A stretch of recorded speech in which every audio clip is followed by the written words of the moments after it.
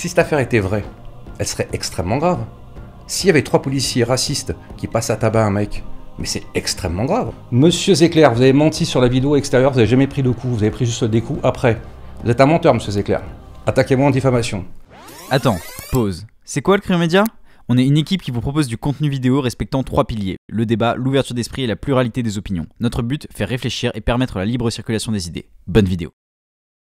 Bonjour à tous, c'est Antonin pour Le Crayon. On se retrouve aujourd'hui pour un nouvel épisode d'œil pour œil, le format d'interview débat où on reçoit des invités engagés. Aujourd'hui, on est avec Bruno Attal. Bruno Attal, bonjour. Bonjour. Bruno, tu es policier, fondateur de Touche pas à mon flic et secrétaire national du syndicat France Police, Policiers en colère. Tout à fait, vous avez bien retenu. Oui. T'as bien retenu, pardon. Exactement. Bruno, t'as fondé récemment Touche pas à mon flic, Ouais. qui est une chaîne YouTube, on peut la présenter comme ça. Une chaîne YouTube, t'as le Facebook, t'as le Twitter, enfin t'as tout ce qu'il faut pour communiquer. Je vais commencer avec une question assez naïve. Quel est le but de Touche pas à mon flic ? Alors le but, moi je suis un flic qui a 23 ans de boîte, qui a fait à peu près tous les services, en tenue ou en civil, et je me suis aperçu tout simplement qu'il y avait un vrai manque de débat contradictoire, c'est-à-dire qu'on est dans le monde numérique, et on s'aperçoit que on invite sur les plateaux de télé beaucoup de pseudo-victimes, ou de vraies victimes, mais le plus souvent de pseudo-victimes, qui ne donnent que leur version des faits. Et comme en plus ils savent assez bien manier les médias, on a même de l'empathie ou de la complaisance pour ces gens-là. Et finalement, quand on vérifie, on s'aperçoit, et souvent la justice donne raison aux policiers, parce que en général, c'est que de la fumisterie. Et donc j'ai créé ça j'ai créé Touche pas à mon flic, pour enfin apporter au moins la parole du policier qui est mise en cause, parce que quand vous avez un Théo ou un Zecler qui donne sa version des faits, imaginez-vous juste la souffrance du policier qui est derrière la caméra. En l'occurrence, dans l'affaire Zecler... Ils sont pas légitimes pour parler, Zecler ou Théo ? Ils sont légitimes, mais s'il y a un débat contradictoire. Et là, il manque un débat contradictoire ? Je sais pas, est-ce que tu as déjà vu une personne qui apporte son soutien aux policiers et qui donne une autre version des faits que Zecler ? Ne serait-ce qu'un. Dans l'affaire Théo, est-ce que tu connais une personne qui a donné sa version à un policier ? Dans l'affaire Traoré, est-ce que tu connais un gendarme qui a donné sa version des faits ? Jamais. Et c'est pour ça... Après, il pourrait avoir de vrais sales flics. Mais après, il y a certains médias qui peuvent aussi donner la version des faits, justement, de certains collègues de policiers. Présentez-moi, j'aimerais bien les rencontrer. Il y en a qu'un pour l'instant, il s'appelle Touche pas à mon flic. Et surtout, je suis dans la sincérité, je ne suis pas là pour défendre le policier. Parce que, toi, je suis en train de travailler sur le fait contraire, des policiers qui sont mal comportés. Donc moi, ce que je voudrais, c'est juste avoir le débat contradictoire. On ne peut pas laisser un Zecler s'afficher sur tous les plateaux de télé, à raconter des choses qui ne sont pas vraies, que j'ai fait mon enquête... C'est pas vrai ce qu'il dit, Zecler ? Quand il reçoit des coups, c'est pas vrai ? Ah, mais qu'il reçoit des coups, après, le but de ça, ce qu'il faut savoir dans l'affaire Zecler, c'est si les coups qu'il prend sont légitimes ou s'ils ne sont pas. Tu vois, c'est très pertinent ce que tu me dis là. Un policier a le droit de porter des coups, du moment qu'il soit légitime. Donc c'est-à-dire que quand vous voyez une vidéo, comme il y a pas mal de jeunes qui regardent Le Crayon, donc quand vous voyez une vidéo d'un policier qui porte des coups, la question que vous devez vous poser, c'est juste si ces coups sont légitimes ou pas. Vous ne devez pas être sensibilisé parce qu'ils portent des coups. Moi, j'ai porté des coups dans ma carrière très très souvent, et à chaque fois, ils ont été légitimes. Sauf que si on m'avait filmé à un moment donné avec un bon montage à la Loopsider, ou à la Mediapart, en coupant les scènes, en les accélérant, en mettant de la musique, et en donnant que la version de celui qui se fait frapper, vous vous retrouvez qu'avec des images, vous allez sur le site de Loopsider, vous voyez que des méchants policiers qui tapent que des pauvres victimes. C'est comme ça. C'est des médias très orientés, qui veulent faire le buzz, qui veulent gagner leur vie, et qui arrivent très très bien. Et aujourd'hui, on crée Touche pas à mon flic pour dire stop. Et justement, Touche pas à mon flic, c'est pas orienté ? Il n'y a pas d'orientation politique derrière ? Politique ? Oui. Ah non, pas du tout, non. Okay. Ah non, vraiment pas. Mais pourquoi tu le classerais où, Touche pas à mon flic politiquement ? Je sais pas, je te demande. Non, mais je sais pas. Est-ce qu'il y a quelque chose de politique ? Est-ce que justement, quand tu dis Loopsider est engagé, est-ce que tu te mets en opposition à Loopsider et à leurs valeurs ? Ah oui, à leur valeur complètement, puisque pour moi, ce ne sont pas des journalistes, ce sont juste des militants. Et tu vois, par exemple, je regarde la caméra, par exemple, Loopsider, tu vois, Monsieur Perrotin, vous êtes un menteur et vous avez trafiqué les images. Attaquez-moi en diffamation. Je l'ai déjà fait 3 fois, il n'attaque pas. Monsieur Zecler, vous avez menti sur la vidéo extérieure, vous n'avez jamais pris de coups, vous avez pris juste des coups après. Vous êtes un menteur, Monsieur Zecler. Attaquez-moi en diffamation. J'ai découvert dans ma vidéo qu'il y avait un faux témoin, que Loopsider a pris un faux témoin. Loopsider, attaquez-moi. Vous avez pris un faux témoin. Attaquez-moi en diffamation. J'ai demandé à M. Perrotin de mettre toutes les images en ligne, parce que moi je dis qu'il a fait un montage. Donc toutes les images qu'il a, qu'il les mette sur son site, puisqu'il n'a rien à se reprocher. Est-ce que tu ferais ça, toi? Est-ce que tu le ferais, toi? Mais c'est pas David Perrotin qui a monté les images et il communique juste, et c'est le journaliste de Loopsider. Oui, excuse-moi, alors, parce que tu veux défendre ton ami Perrotin. Non, c'est pas du Donc, tout. Loopsider, je vous demande, s'il vous plaît, de mettre en ligne, puisque vous n'avez rien à vous reprocher. Les quotidiens l'avaient fait, notamment quand Mélenchon leur Exactement, avait reproché, exactement. Mélenchon, c'est marrant, tu vas voir, il va y avoir des vidéos qui vont sortir. Et donc, c'est exactement ça. Le quotidien s'est trouvé discrédité par Mélenchon. Ben, ce qu'ils ont fait, ils ont mis la vidéo en entier. Ben, moi, ce que je demande à Loopsider, mettez-la en entier, mais toutes les vidéos. Parce qu'ils ont fait des coupures sur la vidéo du voisin d'en face, ils ont accéléré à droite, et puis le faux témoin, pareil, le faux témoin. Je sais pas, t'as pas dû voir la vidéo, mais je dis qu'il y a un faux témoin. Donc, allez sur Touche pas à mon flic, la chaîne YouTube, ceux qui ne sont pas d'accord avec moi, regardez mes arguments et donnez-moi des contre-arguments. Ces gens-là ont menti. Donc c'était légitime que les policiers rentrent dans... Alors, parce que tu ne te connais pas en droit. C'est-à-dire qu'il faut quand une intention légitime, coupable. oui, Ça serait illégitime si lui il dit que c'est son habitation, mais c'est aussi son studio. Donc si tu connais le droit, effectivement, il faut une intention coupable. Est-ce que les policiers ont eu l'intention coupable de rentrer dans un domicile? Non. Est-ce qu'ils auraient commis une erreur? Peut-être. Voilà, c'est tout. Mais toi, tu n'as pas accès à la procédure, ni moi. Mais moi, je te parle des images que j'ai vues, et toi, tu me parles des images que tu as vues. Donc toi, comme tu es orienté, et je peux comprendre, moi le premier, quand j'ai vu le truc de Loopsider, j'ai dit mais c'est quoi ces sales flics, en plus ils sont racistes, putain, je voulais démissionner, je dis mais c'est quoi, en plus ça n'existe pas, franchement je te jure ça n'existe pas, moi j'ai 23 ans de police, ça n'existe pas, 3 mecs, un facho, un raciste, il y en a toujours un comme ça, mais 3 en même temps, et qui vont taper un, mais ça n'existe pas, c'est faux, c'est impossible. Les violences policières ça n'existe pas? Mais bien sûr que ça existe. Bien sûr, ça existe. Et les journalistes cons, violents, racistes, ça existe, bien sûr que ça existe. Après, faire la part des choses, où est le curseur? Pour moi, c'est une ultra-minorité. Il n'y a pas un problème de violence policière? Ah, vraiment pas. Ok. Ah, mais vraiment pas. Je pose la question. Ah, mais moi, je te le dis, vraiment pas. Mais non, parce que vous savez pas ce que c'est, vous savez pas ce que c'est. En gros, vous pensez que la violence, c'est une frontière. La violence est légitime. Et vous pensez que quand tu mets un coup, tu penses que si tu mets ce coup-là, il est légitime, et celui-là, il n'est pas légitime. Moi, j'ai proposé à Hanouna, donc Hanouna va venir tourner avec moi en policier, et on va faire des quartiers criminogènes, et tu verras que si on doit fighter... Il y a une émission qui va passer sur C8. Ouais. Et donc, si on doit fighter, et si Hanouna doit fighter, on va voir comment ça va se passer. C'est-à-dire, est-ce qu'il va comprendre que c'est pas une science exacte de se battre avec un individu? C'est pas une science exacte. Tu vois, par exemple, dans l'affaire Zecler, parce que on va revenir là-dessus, regarde bien la vidéo. Il n'y a aucun coup qui est porté. Les premiers coups sont portés quand? Est-ce que tu t'en rends compte? Le premier coup, il est porté quand? Le tibia, si je ne me trompe pas, non? Ça, c'est la deuxième vidéo. Alors, à l'intérieur. Oui, t'as raison, effectivement, tu as raison.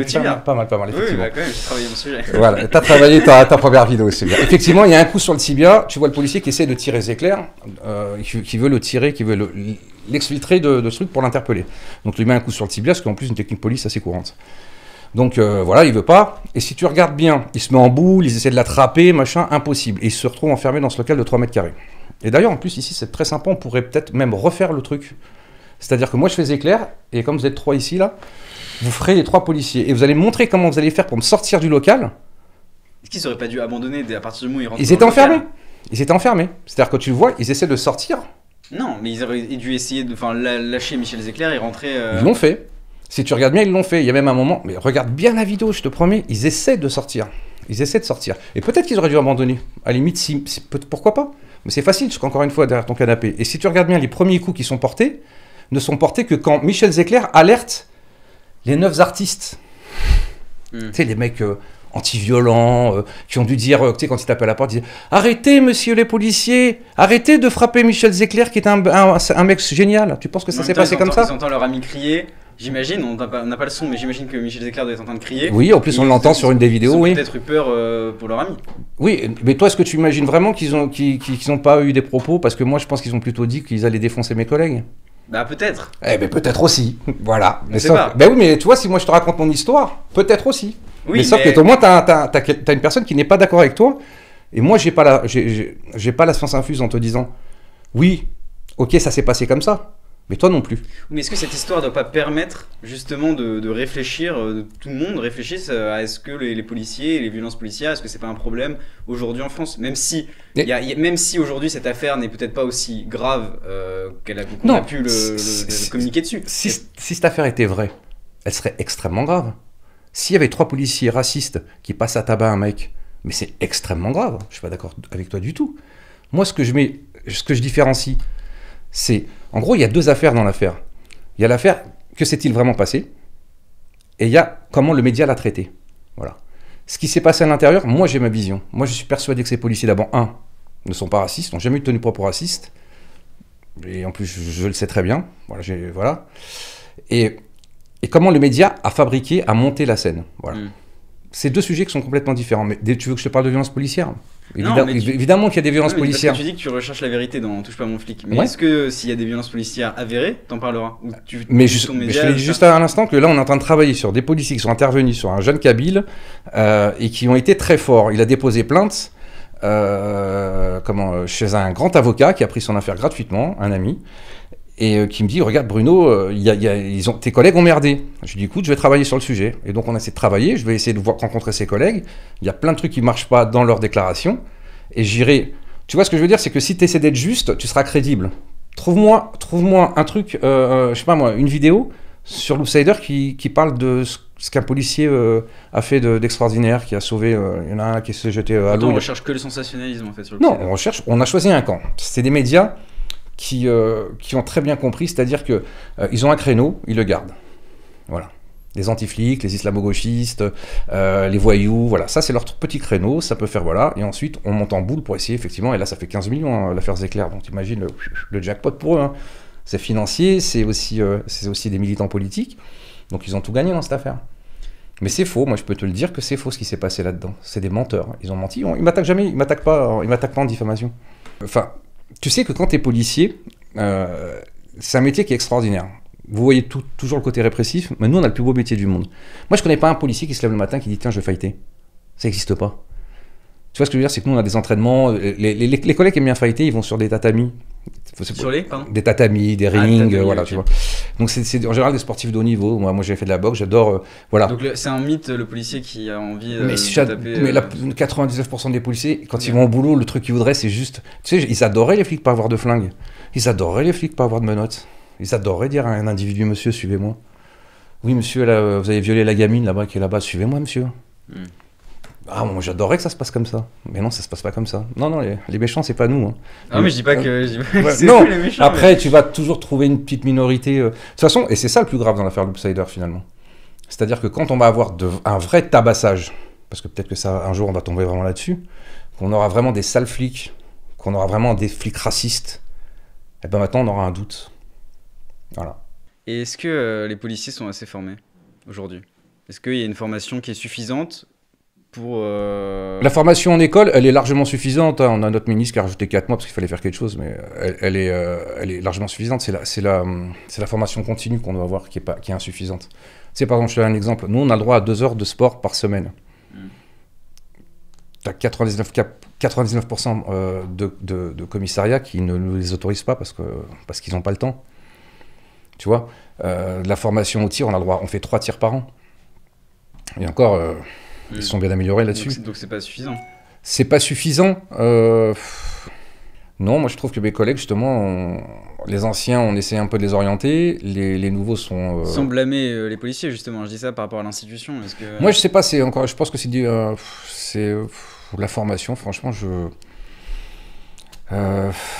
non, je pense pas que ce soit le vrai problème de la police. Je pense plutôt que ça serait l'encadrement. Regarde, j'ai travaillé sur un policier, tu sais, je sais pas si tu as vu cette vidéo, où un policier jette une grenade de désencerclement dans l'affaire Rodriguez. Et Rodriguez perd son œil. D'accord ? Et tu t'aperçois qu'il faut un coupable. Et donc, tout le monde va sortir son parapluie. C'est-à-dire du plus bas jusqu'en haut de la hiérarchie, en disant c'est pas moi, c'est pas moi. Pourquoi ? Parce qu'on est quand même sur un crime, c'est-à-dire que c'est les assises. Puisqu'il y a enfin, ça sera permanent, tu vois, sa blessure. Et donc tout le monde sort son parapluie. Et donc personne ne va prendre d'initiative. C'est un peu comme le Covid, tu vois, quand le médicament arrive, machin, ben, ils sont tous là. Ah non, mais moi, c'est pas moi qui vais faire le rapport en disant que... Comment on peut assumer c'est pas évident aussi pour assumer... Mais tout simplement, c'est qu'il ne devrait pas avoir peut-être de poursuites ou juste de comprendre un policier qui se trompe.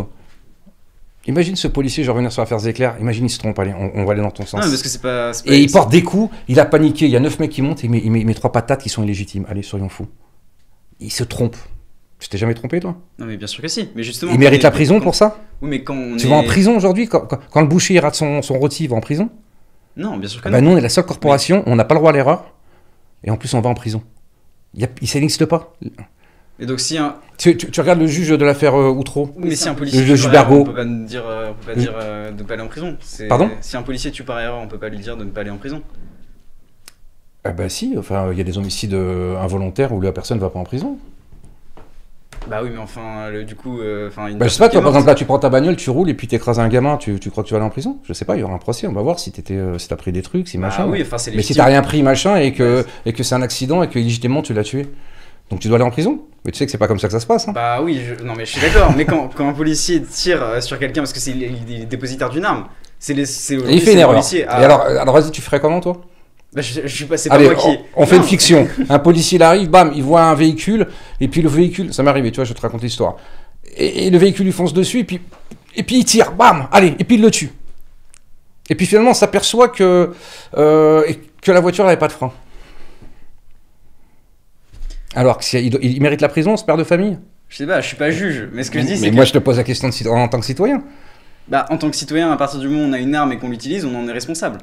Bah oui, ta voiture c'est une arme aussi et t'en es Ah responsable. oui, mais totalement. Bah donc... si je tue quelqu'un en voiture, moi je considère que je dois aller en prison. Bah écoute, moi je te considère pas parce qu'il y a... Merci.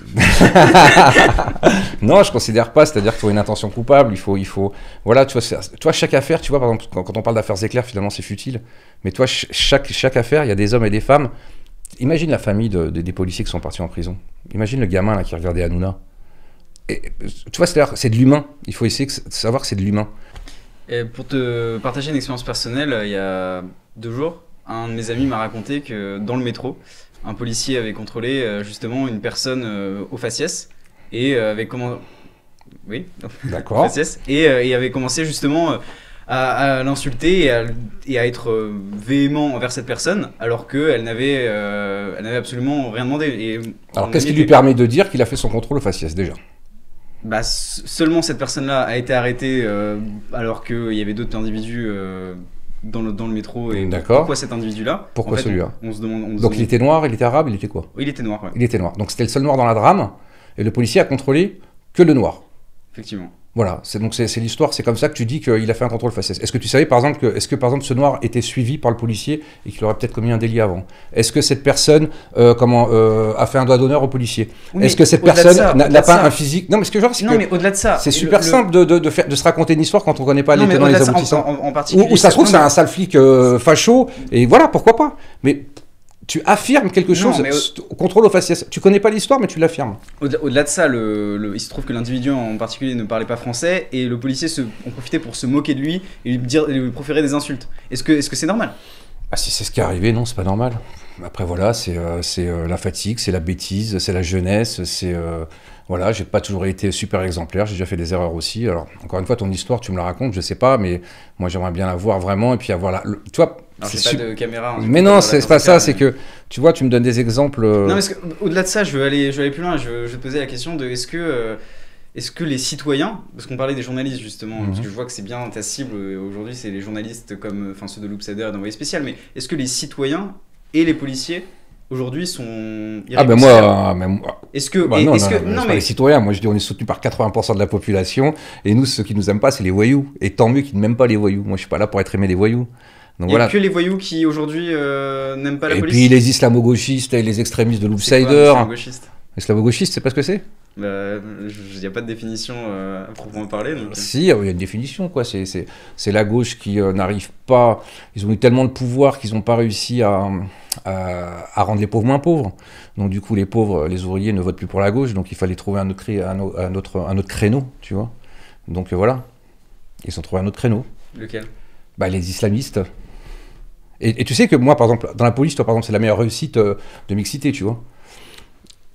Et je te donne un truc qui est marrant. Donc tu dois connaître ce truc-là où tu as Evian qui fait pendant le ramadan et qui dit buvez de l'eau au mois de ramadan. Un islamo-gauchiste, c'est quoi? Ce mec va être offusqué de ça. Et moi, j'ai mes potes musulmans qui me disent mais regarde pour qui ils nous font passer. C'est-à-dire qu'un tweet d'une marque d'eau qui te dit buvez de l'eau et ils nous font passer pour des mecs qui sommes... C'est ceux-là, les islamo-gauchistes, c'est ceux qui mettent la pression dans les cités à 80% des musulmans qui sont tranquilles, qui emmerdent personne. Et il y a 20% de... Parce qu'ils grignotent. Ils grignotent. Tu sais, quand t'es un rebeu musulman, que t'es dans une cité, parce que moi je viens de cité, et que t'as envie de vivre paisiblement de ton travail, de ta famille, que t'aimes la France, et que tout va dans le meilleur des mondes, et qu'à côté, t'as des petites racailles qui te disent ah, ta sœur, faut pas qu'elle s'habille comme ça. Ah, mais tu sais, tu devrais faire ça. Ah, mais tu sais pourquoi tu vas travailler là à Lidl pour gagner 1000 balles alors qu'il y a des trucs. Donc, tous les jours, ces musulmans qui sont dans les cités, ils se font grignoter par ces islamistes et par ces ordures. Et eux, ils doivent résister. Et au lieu que dans les médias, on entende dire non, mais attends, les musulmans, c'est pas ça. Les musulmans, ils ont rien à foutre que Evian fasse de la pub pour de l'eau. Tu vois? Bah, c'est ça exactement l'islamo-gauchisme. C'est que tu te mets. Au lieu d'aider ceux qui ont la pression, les musulmans qui ont la pression. T'as pas peur qu'on te dise que t'es de droite? Et du coup, comme tu représentes les policiers, touche pas à mon flic, etc., qu'on te dise ce que tu dis islamo-gauchisme, et du coup, enfin, tu te dis, ouais, par l'islamo-gauchisme, et du coup, bah, en gros, c'est la gauche, et du coup, bah, et toi, t'es classé à droite, voire à l'extrême droite. S'il y a un crépuscule d'islamo-droitier, je les dénoncerais pareil, mais bon, là, en l'occurrence, c'est la gauche qui a du mal à reprendre le pouvoir, donc du coup, voilà. Enfin, quand j'ai l'islamo-gauchisme, ouais. T'es de droite? Ouais, j'ai toujours été de droite. Je suis né très pauvre et j'ai toujours été de droite parce que ça a toujours été une valeur travail, la valeur. J'aime bien l'ordre, j'aime bien quand c'est droit, quand c'est carré. Enfin, quand si tu lis mes rapports, non, peut-être pas, mais à l'école, je n'étais pas carré, mais non. Ouais, j'ai toujours été plutôt de droite, ouais. Est-ce que les policiers sont pas majoritairement de droite? Alors, tu veux une preuve? Vas-y, je te donne une preuve de ce que votent les policiers. Ouais. Le premier syndicat de police, c'est Force ouvrière. C'est le premier syndicat de police. C'est pas Alliance? Non, c'est Force ouvrière et Alliance derrière. Ils se tirent la bourre à chaque fois. Voilà. Donc c'est Force ouvrière. Et moi, mon syndicat, qui est classé extrême droite par l'Outsider, on a fait 3% aux dernières élections, tu vois. Ok. C'est fou quand même. Mon syndicat d'extrême droite, il n'y a que 3%. Alors les policiers d'extrême droite, puisque vous êtes beaucoup, mes chers collègues, votez pour un syndicat France Police Policiers en colère d'extrême droite. Et Alliance? C'est pas droite, extrême droite aussi? Alors déjà, nous on est un syndicat apolitique, c'est-à-dire on fait pas de politique. D'abord, ce qui devrait être un syndicat, c'est ça. Et après, les syndicats majoritaires sont ni à droite ni à gauche. Hein. Les syndicats majoritaires. C'était ton argument justement de dire que c'était FO et que c'était à gauche et donc les policiers étaient à gauche. C'est pour ça que je te dis que c'est une boutade, c'est-à-dire que les syndicats majoritaires, je sais pas, t'as déjà bossé dans une grande entreprise ou d'autres syndicats. C'est quoi un syndicat en vérité? C'est que tu as des petits gens, le petit syndicaliste de commissariat dans une école ou qui va se battre pour l'intérêt général, tout ça. Puis en haut de la pyramide, tu as ceux qui ont fait 25 ans de syndicalisme, qui font de la politique, qui serrent la main à des ministres et tout ça, et qui se servent avant de servir les autres, qui ont des chauffeurs, qui ont des trucs comme ça. C'est ça les syndicats majoritaires. Ils servent pas l'intérêt général, ils se servent d'abord eux. Je te donne un exemple. Par exemple, tous les grades chez nous dans la police, tous les grades, quand tu passes au syndicat, tu as ton grade avant. Par exemple, chez eux, il n'y a pas de sous-brigadier. Mais, tu vois, moi, là, en plus, ils m'ont proposé, tu sais, comme je passe un peu dans les médias, il faut tu veux pas venir travailler avec nous? Tu passeras brigadier plus vite, et puis machin, voilà, c'est comme ça. Donc, non. Maintenant que tu me dises que la police voterait plus à droite, ouais, certainement. Certainement, mais enfin, bon, j'ai pas les stats, mais oui, certainement. C'est pas un problème? Et que les journalistes votent tous à gauche, c'est pas un problème? Je sais pas. Je sais pas. Non, je sais pas. Tant que ça reste républicain et tant que ça reste, tant que ça reste républicain et qu'ils respectent les lois de la République, ils ont le droit de voter pour qui ils veulent. Enfin, je trouve ça affolant. En plus, c'est marrant parce que les policiers, c'est des ouvriers. Des ouvriers, les policiers. Hein. Donc, c'est-à-dire, est-ce que tu te vois dire, ouais, pourquoi les ouvriers votent comme ça? Mais les ouvriers votent parce que tout simplement, ils cherchent à aller mieux, ils cherchent à vivre décemment, ils cherchent à être protégés, ils cherchent tout ça. Donc quand tu votes pour l'intérêt général, tu votes pour ta famille, tu votes pour tout ça. Donc, tiens, il y a un truc qui est affolant, mais aucun média n'en parle et tout le monde s'en fout. C'est que le plus gros racisme que j'ai vu dans ma vie, c'est mes collègues d'origine maghrébine ou black qui se font insulter, mais tout le temps, sur toutes les interpellations maintenant. Traître, harki, bounty, salarki, voilà, c'est ça qu'ils subissent. Ce racisme-là, tout le monde s'en fout. Moi, pourquoi on a monté Touche pas à mon flic? C'est par rapport à ça aussi. C'est de dire, on en a marre que nos collègues de toute origine se fassent insulter. On en a marre. On a parlé SOS Racisme, ils n'en ont rien à foutre SOS Racisme. Il y a un racisme qui est bien, mais un racisme anti-flic. SOS Racisme, ils vous ont dit... Ils s'en foutent. Vous les avez contactés? Hein? Ouais, j'ai contacté, ouais, j'ai envoyé un mail, ouais. En disant qu'on est en train de créer un truc, parce que eux, ils ont je sais plus combien de centaines de milliers d'euros de... ils sont pas beaucoup, mais ils ont beaucoup d'aide. Hein. Bon, après, je sais pas si tu connais comment ce racisme s'est créé. Bah non. Enfin, si, je connais un peu l'histoire, mais tu peux... Oui, c'est Mitterrand, machin, qui avait besoin de... Voilà. C'est similaire, c'est politique. Bah, c'est l'extrême gauche, par exemple, je vais te dire, c'est des gens qui Mitterrand, sont... c'est pas l'extrême gauche. Non, mais Mitterrand, c'est la pire chose qui est arrivée à la France. Ah oui. Tu sais, moi, je me souviens, moi, j'avais, donc, 73, j'avais 8 ans quand il... 8 ans, 7 ans même. Non, 8 ans. Et tu sais, nous, on habitait dans un 2 pièces, on était 5. Et je me souviens, donc 8 ans, et je vois mes parents qui sautent sur le lit. Je te jure, c'est vrai, c'est une image qui m'est restée parce qu'on voyait Mitterrand était passé, tu vois. C'était de l'espoir pour nous, les pauvres, Mitterrand. Il n'a rien fait. Bah, je sais pas. Non, c'est toi qui l'as vécu, du coup. Non, je dirais même plus, il a fait pire. Il a fait pire, c'est-à-dire que c'est pas les riches. D'abord, il a changé de... Enfin, là, on parle de politique, bon, je devrais pas parler de politique, mais bon. Il a changé d'orientation, 2 ans après, quoi. 81, il a changé, donc... Mais bon, c'est pas une histoire de gauche. Moi, comme je te dis, je suis bienveillant et je pense qu'il y a à boire et à manger un peu partout. Mais si la police, tu penses qu'ils vont être à droite, tout simplement, c'est ce qui est fou, c'est que... c'est qu'on est défendu plutôt par la droite, donc peut-être que forcément tu vas voter plus à droite parce qu'on va dire bah ouais mais attends le métier de flic c'est pas facile et que c'est bien d'être assis au fond de son canapé en disant mais moi c'est la droite qui défend la police. Bah, faudrait se poser la question, mais après tout simplement c'est pas des gens qui travaillent dans l'intérêt général, ils vont se positionner plutôt sur leur électorat et si leur électorat il est là, il est anti-flic, ben, c'est comme Mélenchon tu vois. Mélenchon il aime pas trop quoi, il aime pas trop les juifs, il aime pas trop bah oui il est quand même. Antisémite Mélenchon. Alors ça va me valoir certainement pas, la diffamation. Ah, tu connais pas? Bah, je tu connais pas les tweets qui flirtent avec l'antisémitisme avec Mélenchon? Tu les connais pas? Non. Bah écoute, te renseignes-toi. Je regarderai. Et puis il est anti-flic aussi. Oui, mais il a dit récemment que pour lui une police idéale c'était une police qui n'était pas armée. Bien sûr, le monde de oui aussi. Ah bah plutôt je suis d'accord avec lui. Voilà, donc c'est un point d'accord. Et je dirais même plus, une société parfaite, ça serait une société sans police. Ok. Bon, je serais chôme-du, mais au moins, si les gens pouvaient juste vivre dans le monde de oui, que ça se passe bien, avec grand plaisir, monsieur Mélenchon. On va bientôt se voir, monsieur Mélenchon. Peut-être que vous ferez une candidature commune bientôt. Avec Mélenchon? Ouais. Mais non, moi je travaille pour l'intérêt général, je travaille pas pour moi.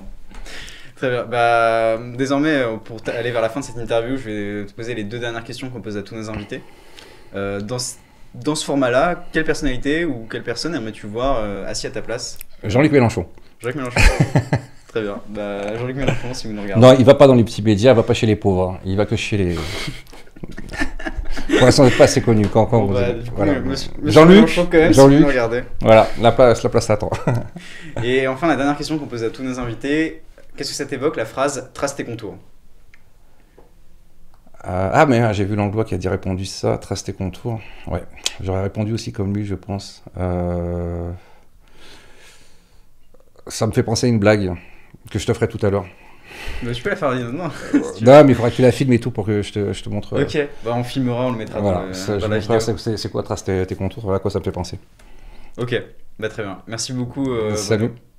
C'était un vrai plaisir de te recevoir. N'est-ce pas? Très grand plaisir. Si cette vidéo vous a plu, n'hésitez pas à vous abonner, à laisser un j'aime, à mettre un commentaire. On se retrouve très bientôt pour un prochain épisode d'Œil pour Œil. C'était Antonin pour le crayon. Salut. Le commissariat, il est là, d'accord? Et t'habites là et moi je te convoque. Alors toi tu viens au commissariat, tu vois. Voilà, et puis putain merde, t'as oublié de ramener le dernier procès verbal que je te donnais, donc tu reviens. Puis là je te dis bah non, t'arrives trop tard, donc du coup bah tu repars. Et puis voilà, bon bref, après tu reviens, et puis je te dis bah non, finalement je te convoque demain, alors t'en as marre, et puis tu prends un raccourci. C'est pourri, hein.